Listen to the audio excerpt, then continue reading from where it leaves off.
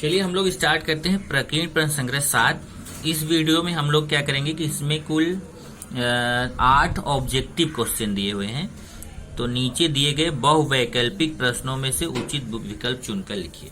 तो वास्तव में तो आपको इसमें ABCD में से केवल ऑप्शन लिखना रहता है, कौन सा ऑप्शन सही है। पर जब तक आप निकालोगे नहीं तब तक तो आपको ऑप्शन आएगा नहीं, बराबर। कभी कभी बहुत बड़ा क्वेश्चन रहता है और वो 1 नंबर का रहता है। तो चलिए मैं आपको एक निकाल के दिखाता हूँ कि आंसर कैसे आ रहा है। आंसर देखिए, यहाँ पाई में दिया है, इसका मतलब हमें पाई का मान रखना नहीं रहेगा। किसी वृत्त की परिधि तथा क्षेत्रफल का अनुपात 2:7 हो तो उस वृत्त की परिधि कितनी होगी। परिधि और क्षेत्रफल का अनुपात दिया है, उसकी परिधि निकालना है।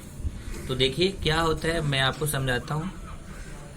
परिधि और क्षेत्रफल का अनुपात दिया है, अनुपात मतलब बटा होता है।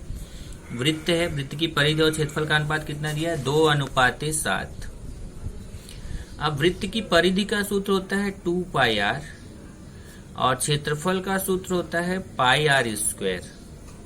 ये 2/7 बराबर है। अब यहां ध्यान से देखना मैं क्या कर रहा हूं। इधर से ये 2 और 2 कट जाएगा। अब आप बोलो इधर से ऊपर कैसे काट सकते हैं। ये देखिए 2 है ना, इधर गुणे में इधर आएगा, भाग में आ सकता है, तो 2 कटेगा।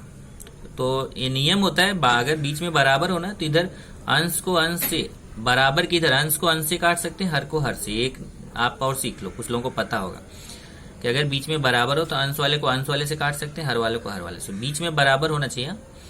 और इधर पाई और पाई कट गया। एक आर को काटेगा, ध्यान से देखिए। एक आर को काटेगा, क्योंकि r² है तो ऊपर कुछ नहीं बचेगा, ऊपर 1 बचेगा और नीचे r बचेगा। और ये ऊपर 1 बचेगा, नीचे 7 बचेगा।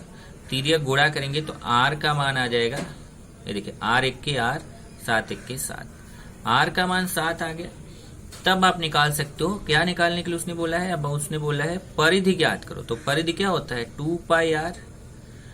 आंसर पाई में देना है तो 2 पाई ऐसे ही रहने दो, r का मान 7 ले लो, तो 7 दूना 14 पाई। तो परिधि कितना आएगा, 14 पाई। तो यहाँ देखिए आंसर, ये 4 आंसर दिया है, पर उसमें कौन सा आंसर सही है, ये जो 14 पाई वाला आंसर है ये सही है। तो पहले का आंसर आपको लिखना है, पहले का आंसर ए। चलिए दूसरा देखते हैं। 44 सेमी लंबाई वाले किसी वृत्त के चाप का माप 160 अंश है तो उस वृत्त की परिधि कितनी होगी। अब देखिए चाप की लंबाई दिया है, चलिए देखते हैं जरा क्या दिया है। ये चाप की लंबाई दिया है। चाप की लंबाई मतलब क्या होता है, L का मान दिया है। चाप की लंबाई को L से प्रदर्शित करते हैं। 44 सेमी दिया है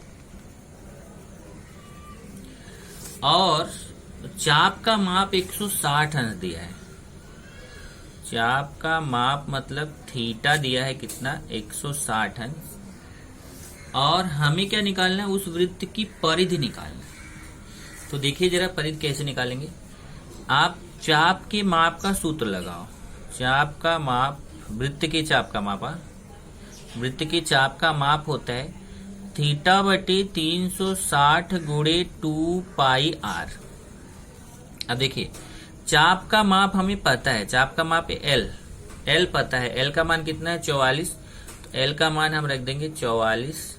और थीटा का मान भी पता है 160, तो थीटा का मान 160/360 गुणे, और ध्यान देना ये 2πr पता है क्या है, 2π ये है परिधि, तो ये है हमारा परिधि 2πr। अब यहां से देखिए इसको परिधि निकालना है। पहले इसको काट लेते हैं, 0 0 कट जाएगा, 4 से काटेंगे, 4 चौक 16, 4 9 36। तो पहले 0 काटा, फिर 4 से ऊपर काटा, 4 से नीचे, तो इधर 44। और जो 4/9 है ना, बराबर किधर लाओगे तो उल्टा हो जाएगा। देखिए 4/9 है, उधर आके 9/4 हो जाएगा, ये होगा परिधि।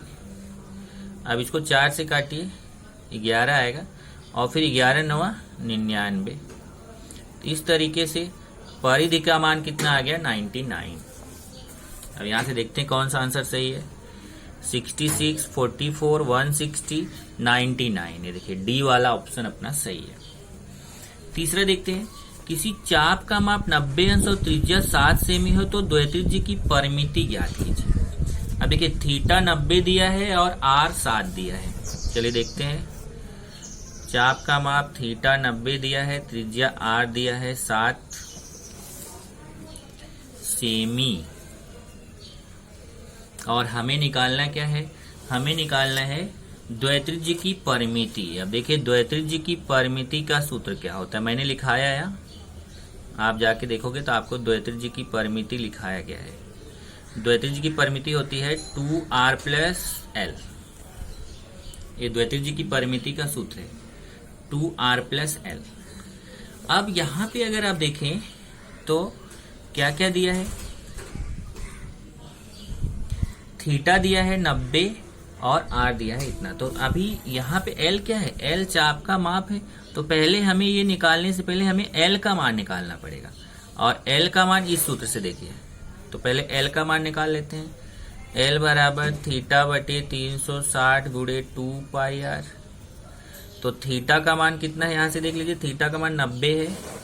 तो 90 बटे 360 गुणे 2 पाई का मान 22 बटे 7, और आर का मान रखेंगे। आर का मान देखें कितना है?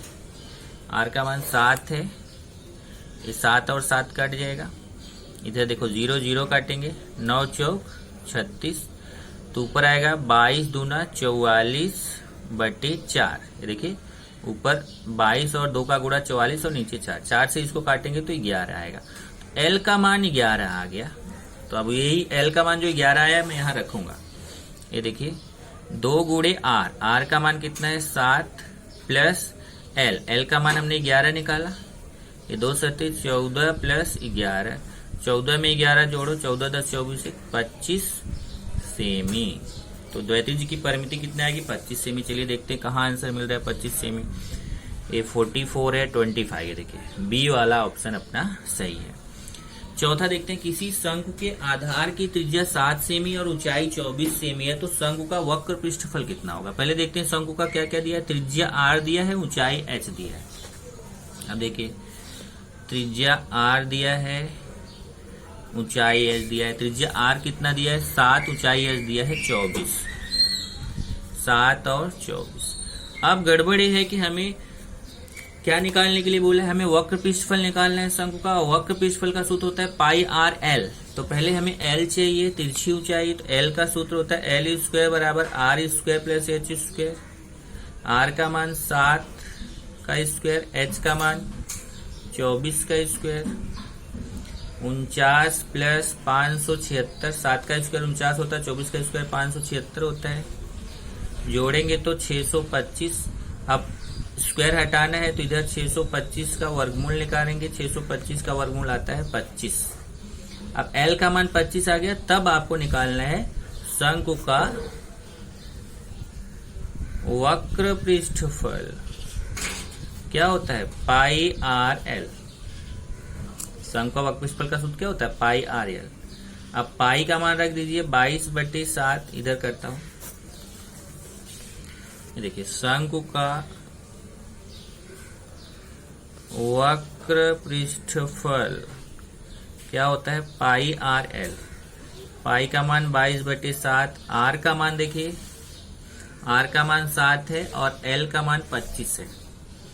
आर का मान 7, एल का मान 25। ये 7 7 कट जाएगा तो 22 गुणे 25 होगा। अब 25 का 22 में गुणा करो, 25 दूना 50, 25 दूना 50, 5 55, 550 वर्ग सेमी आएगा। चलिए खोजते हैं 550 कहाँ मिलेगा। ये देखिए 440, 550। तो कौन सा सही है? बी वाला ऑप्शन सही है। अगला देखते हैं पांचवा। 5 सेमी त्रिज्या वाले किसी लंबवृत्ताकार बेलन का वक्र पृष्ठफल दिया है, उस बेलन की ऊंचाई कितनी होगी? क्या क्या दिया? देखिए त्रिज्या दिया है और बेलन का वक्र पृष्ठफल दिया है। चलिए त्रिज्या आर दिया है कितना? 7 सेमी। नहीं, अभी हमने कौन सा किया? चौथा किया, हाँ पांचवा। त्रिज्या दिया है 5 सेमी और वक्र पृष्ठफल दिया बराबर, और ऊंचाई निकालना है। तो त्रिज्या 5 सेमी और ऊंचाई h निकालना है। तो बेलन है, ध्यान रखना, बेलन का वक्र पृष्ठफल दिया है। तो बेलन का वक्र पृष्ठफल।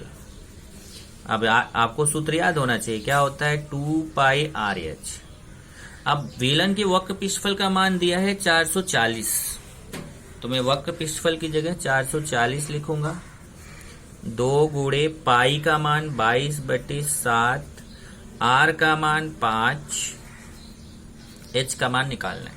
चेक कर लीजिए, वक्र पृष्ठफल 440 दिया है, 2 गुणे पाई का मान 22/7, R का मान देखिए 5 और H का मान निकालना है, तो H को वैसे लिख दिया। अब ये 440 बराबर, ये देखिए 22 दूना 44/7 और ये गुणे 5 गुणे H। ये पूरा इधर लेके आओ, तो जो नीचे है ऊपर चला जाएगा, जो ऊपर है वो नीचे चला आएगा, तो ये 7 ऊपर चला जाएगा और 44 गुणे 5 ये नीचे चला आएगा, उधर बचेगा H। अब इधर 44 से काटो तो 10 आएगा, 44 से काटेंगे 10 और 5 दूना 10, तो 2 गुणे 7 बचा, मतलब H का मान 2 सत्ते 14, H का मान आएगा 14। तो देखिए 14 आंसर कहाँ दिख रहा है।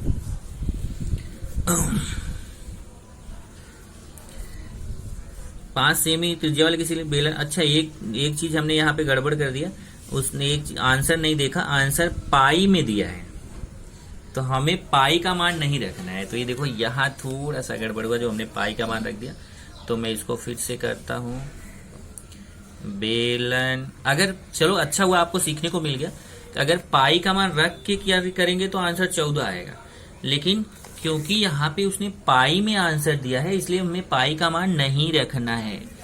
तो देखिए मैं यही का क्वेश्चन करूंगा, पर पाई का मान नहीं रखूंगा। बेलन का वक्र पृष्ठफल 2πRH, वक्र पृष्ठफल का मान कितना है, देखिए 440 रखा था ना आपने, 440 सेम यही मान रखो, केवल पाई का मान जो 22/7 रखा वो मत रखो।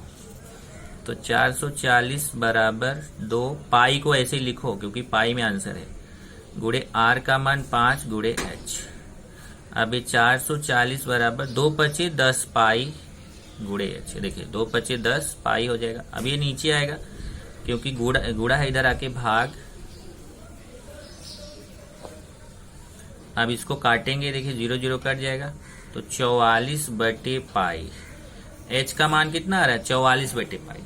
अब बहुत लोग पता क्या करेंगे, बहुत लोग ध्यान नहीं देते स्टूडेंट्स वहां उस समय एग्जाम में, और उनको ये आंसर 14 आता है ना, तो यहाँ देखो ऐसे 14 पाई दिया है, तो आप क्या करते हो, इसी पे टिक कर देते हो। आपको लगता है मेरा 14 आंसर आ गया, यहाँ 14 दिया है, लेकिन 14 पाई दिया है, तो फिर आपका गलत हो गया, क्योंकि आंसर क्या आएगा, आंसर आएगा 44/पाई।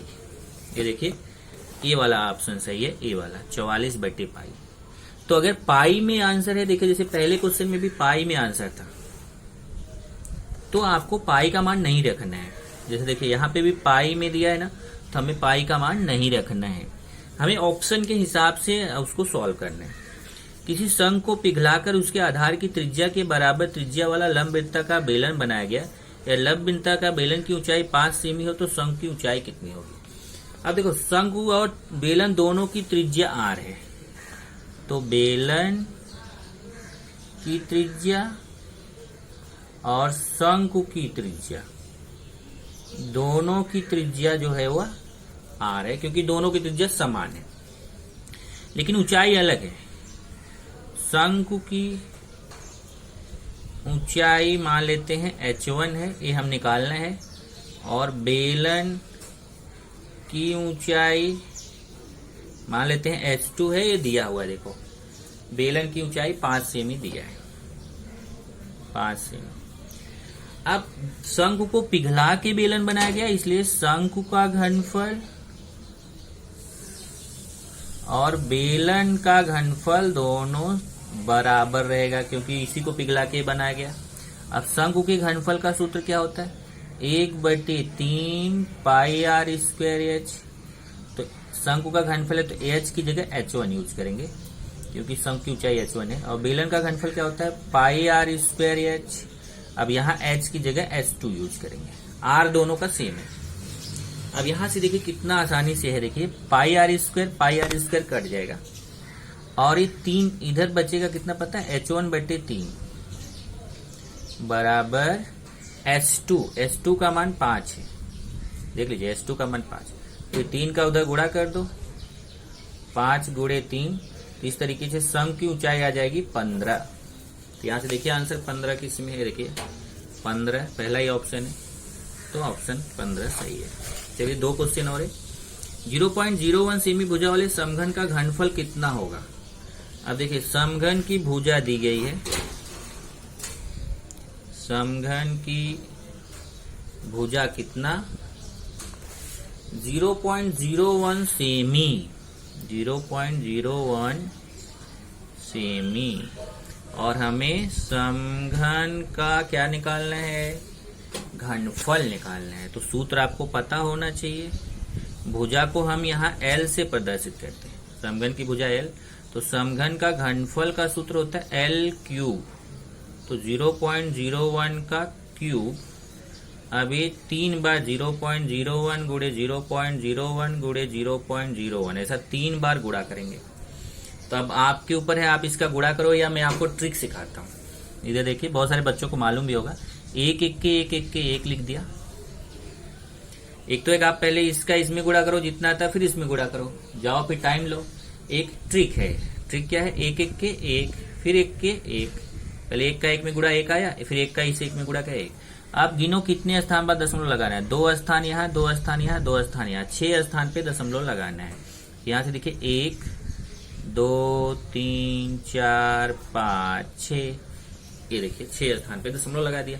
और दशमलव के पहले तो 0 लिखते ही है, तो कितने स्थान पे दशमलव लगाया देखिए, क्यों 2 2 4 2 6 स्थान, 1 2 3 4 5 6, 6 स्थान पे दशमलव, तो 0.5 बार 0 और 1। चलिए देखते कहाँ पे है, 0.224 5 बार 0 और 1। तो इस तरीके से डी वाला ऑप्शन राइट है।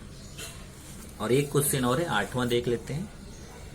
8वां है, 1 घन मीटर घनफल वाले समघन के भुजा की लंबाई कितनी होगी। अब देखिए अब की बार समघन का घनफल दिया है, समघन का घनफल दिया है 1, और समघन की भुजा L निकालना है।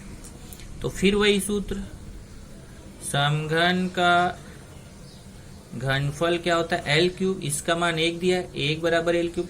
और 1 को पता है आप 1 का क्यूब लिख सकते हो, 1 को 1 का क्यूब लिख सकते हो, क्योंकि 1 का क्यूब 1 ही आता है, और यहाँ क्यूब क्यूब कट गया, L का मान 1 आएगा। तो समघन की भुजा कितनी होगी 1। यहाँ से देखिए समघन 1 घन मीटर घनफल वाले समघन की भुजा की। अब यहाँ बहुत इतना समझिए कि आपको कंफ्यूज किया है।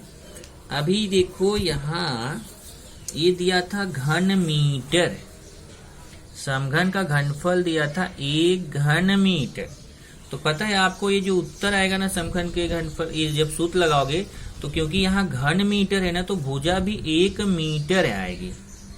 समघन की भुजा कितनी आएगी, भुजा आएगी 1 मीटर। अब यहाँ देखो उत्तर में कहीं 1 मीटर दिया है, 1 मीटर नहीं दिया, 1 सेमी। अब हम क्या करते हैं जल्दी जल्दी में, हमें यहाँ 1 आता है ना, हम ये इकाई का ध्यान नहीं करते। जैसे अभी देखो मैंने इकाई का ध्यान नहीं किया था, 1 करके बस सीधा लिख दिया, तो उत्तर 1 आया। अब यहाँ आप 1 देखोगे फट से लगा दोगे। अब आपने किया तो सही पर हो गया गलत, क्यों, क्योंकि यहाँ पे 1 मीटर आंसर आएगा, और यहाँ ये 1 सेमी है। ये देखिए सब सेमी में दिया है, तो आपको क्या करना पड़ेगा, आपका उत्तर तो मीटर में आ रहा है, तो मीटर को सेमी में बदलो, 100 सेमी। तो ये उत्तर कौन सा सही है, सी वाला सही। तो ऑब्जेक्टिव क्वेश्चन इजी होता है, आपको ऐसा लगता है, लेकिन कहीं ना कहीं कभी कभी ऐसे घुमा देते हैं, और आप जल्दी जल्दी में देखो, जैसे मैं फटाफट कर रहा था ना, ऐसे आप फटाफट करोगे और आपका उत्तर 1 आया। जैसे आपने 1 देखा, आप तुरंत आए 1 के ऊपर फट से टिक कर दिया, आपको पता चल गया मेरा उत्तर सही है। बाद में बाहर आए तो पता चला ये तो उत्तर 100 सही है। क्यों, क्योंकि हमने इकाई का ध्यान नहीं दिया। यहाँ पे घन मीटर था, तो हमें उत्तर आएगा 1 मीटर। अब मीटर में तो यहाँ उत्तर ही नहीं दिया है, जब मीटर में उत्तर नहीं दिया है तो कौन सा उत्तर यहाँ सही माना जाएगा, तो उसको सेंटीमीटर में बदल लेंगे, 100 सेंटीमीटर। तो उत्तर कौन सा सही है, 100 सेंटीमीटर, सी वाला ऑप्शन सही है। तो ये ऑब्जेक्टिव क्वेश्चन 8 मैंने आपको करा दिया।